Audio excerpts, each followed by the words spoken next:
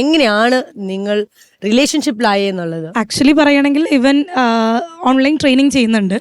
So ആ ഒരു സമയത്ത് ഞാൻ ഇതിൽ നന്നായിട്ട് വണ്ണം വെച്ചിട്ടുണ്ടായിരുന്നു. സോ എനിക്ക് എങ്ങനെയെങ്കിലും ഒന്ന് വണ്ണം കുറയ്ക്കണം എന്നുള്ളൊരു മൈൻഡിൽ നിൽക്കുമ്പോൾ വളരെ യാദൃശ്ചികമായിട്ട് ഫോണിൽ ഇങ്ങനെ അഫ്കോഴ്സ് നമ്മൾ ഇങ്ങനെ സ്ക്രോൾ ചെയ്ത് പോകുന്ന സമയത്ത് അതിന്റെ ഭാഗമായിട്ട് ഇവന്റെ ഒരു വീഡിയോ വന്നു. എനിക്ക് അന്നേരം ഇവൻ അറിയത്തേ ഇല്ല. സോ ജസ്റ്റ് ഞാൻ അന്നേരം നമ്പർ ഉണ്ടായിരുന്നു, ജസ്റ്റ് കോണ്ടാക്ട് ചെയ്തു. സോ ഞാൻ എനിക്കിങ്ങനെ വെയിറ്റ് കുറയ്ക്കണം കാര്യങ്ങളൊക്കെ പറഞ്ഞു.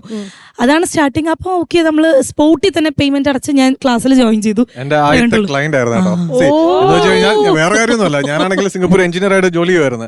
അവിടുത്തെ ഒരു എന്ന് പറഞ്ഞ അവസ്ഥ കാരണം ജോലിയും ആ ഷിപ്പ് യാർഡിൽ അതൊക്കെ നിർത്തി ഞാൻ നാട്ടിൽ വന്ന് നിൽക്കുക.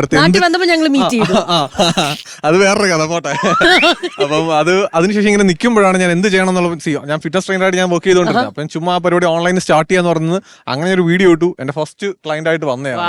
അപ്പൊ അങ്ങനെ വന്ന് ഇപ്പം പണി കിട്ടി. അതുകൊണ്ട് കൂടെ പണി കിട്ടി.